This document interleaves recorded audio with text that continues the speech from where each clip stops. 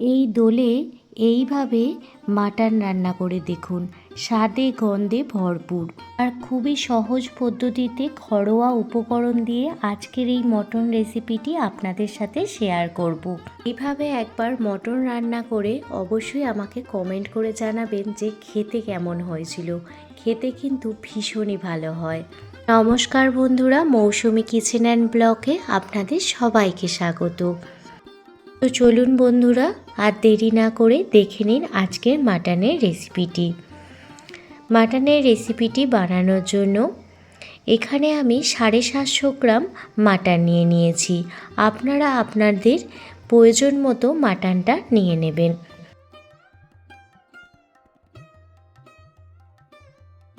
প্রথমে মাটনটা ম্যারিনেট করে নেব। সামান্য কিছু ঘরোয়া উপকরণ দিয়েই এই মাটনটা প্রথমে ম্যারিনেট করে নেব, যাতে মাটনটি খুব তাড়াতাড়ি সিদ্ধ হয়ে যায়। 750 গ্রাম মাটনের জন্য এখানে আমি দেখুন একটি ছোট বাটির 1 বাটি টক দই নিয়ে নিয়েছি। সাথে নিয়ে নিয়েছি 2 চামচ পরিমাণে পেঁপে বাটা। এই পেঁপে বাটা অবশ্যই দেবেন, তাহলে দেখবেন মাটনটা খুব তাড়াতাড়ি নরম হয়ে যাবে। আর সাথে দিয়ে দিচ্ছি 4 চামচ পরিমাণ সর্ষের তেল। এই সমস্ত উপকরণ ভালোভাবে ম্যারিনেট করে আধ ঘন্টা মতো রেখে দেব। এইভাবে একবার মাটন রান্না করে দেখুন, কড়াতেই কিন্তু মাটন একদম নরম তুলতুলে হয়ে সিদ্ধ হয়ে যাবে। কুকারে দেবার কোনো প্রয়োজন নেই। মাটনটি ম্যারিনেট করা হয়ে গেছে। 30 মিনিট মতো মাটনটি ঢেকে রেখে দেব। অন্যদিকে গ্যাসের ওভেন চালিয়ে কড়াই বসিয়ে দিয়েছি। কড়াইতে দিয়ে দিলাম পরিমাণ মতো সর্ষের তেল।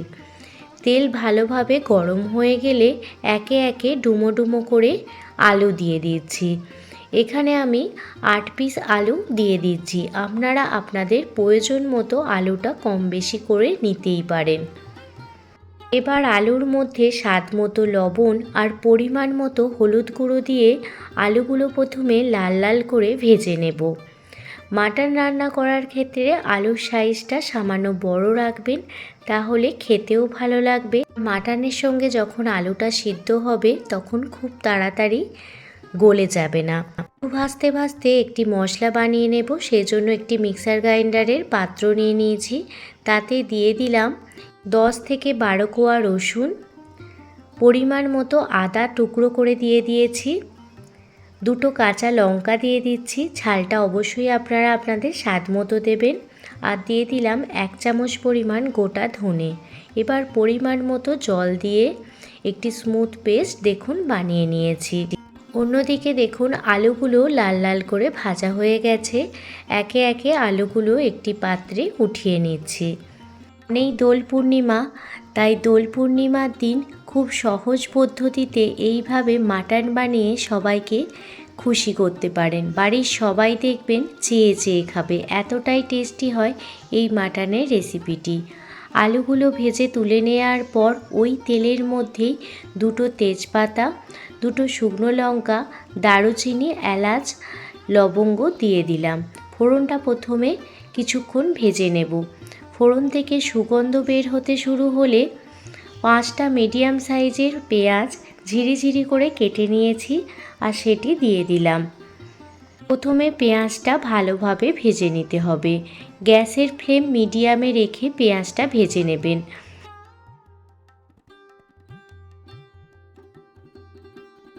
পেঁয়াজ ভালোভাবে ভাজা হয়ে গেলে যে আদা রসুন আর ধনেপাতার পেস্ট বানিয়েছিলাম সেই পেস্ট থেকে 3 চামচ পরিমাণ পেস্ট দিয়ে দিলাম। সাথে দিয়ে দিলাম একটি মিডিয়াম সাইজের টমেটো। দিয়ে দিচ্ছি হলুদ গুঁড়ো, কাশ্মীরি লাল লঙ্কার গুঁড়ো আর স্বাদ মতো লবণ, আর স্বাদের ব্যালেন্সের জন্য সামান্য পরিমাণ চিনি। যে মশলাটি আমি বানিয়েছিলাম তার থেকে শুধুমাত্র 3 চামচ পরিমাণ মশলা দিয়ে দিয়েছি। বাকিটা অন্য কোনো রান্নায় ব্যবহার করব। আজকে খুবই সামান্য পরিমাণ মশলা দিয়ে মাটনটি রান্না করব। মাটনের যে পাতলা ঝোল হয় সেই পাতলা ঝোল রেসিপিটি আপনাদের সাথে শেয়ার করব একদম পারফেক্ট পদ্ধতিতে। কুকার ছাড়াও কড়াতেই খুব সহজেই মাটন সিদ্ধ হয়ে যাবে আর খেতে অসাধারণ লাগবে। দেখুন সমস্ত মশলা ভালোভাবে কষিয়ে নিয়েছি, চারপাশ থেকে তেল ছাড়তেও শুরু হয়ে গেছে। এই পর্যায়ে ম্যারিনেট করে রাখা মাটনটি দিয়ে দিচ্ছি। মশলার সাথে ম্যারিনেট করে রাখা মাটনটি ভালোভাবে কষিয়ে নেব। গ্যাসের ফ্লেম লো টু মিডিয়ামে রেখে মাটনটি খুব ভালোভাবে কষিয়ে নেব, যাতে মাটনের থেকে কোনো রকম কাঁচা গন্ধ না বের হয়। আপনারা তো অনেকভাবেই মাটন রান্না করে খেয়েছেন, একবার হলেও এইভাবে মাটন রান্না করে খেয়ে দেখুন। স্বাদে গন্ধে পুরো ভরপুর, খেতে ভীষণই ভালো লাগে। আর খুব কম তেলেতেই খুব কম মশলায় এই মাটনটি রান্না করা হয়ে যায়। দেখতেই পাচ্ছেন মাটনটি ভালোভাবে কষানোর পর তেল ছাড়তে শুরু হয়ে গেছে। এই পর্যায়ে আরও কিছুটা 4 থেকে 5টা কাঁচা লঙ্কা দিয়ে দিলাম আর সাথে দিয়ে দিলাম আলুগুলো। যে আলুগুলো আমি ভেজে রেখেছিলাম সেই আলুগুলো দিয়ে দিলাম।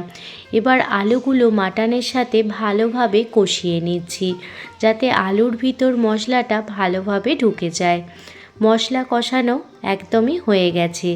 এই পর্যায়ে পরিমাণ মতো গরম জল দিয়ে দিচ্ছি। অবশ্যই কিন্তু গরম জল দিতে হবে, না হলে কিন্তু মাংসগুলো সিটে হয়ে যাবে, সিদ্ধ হতে বেশি টাইম লাগবে। দেখুন পরিমাণ মতো গরম জল দিয়ে দিলাম।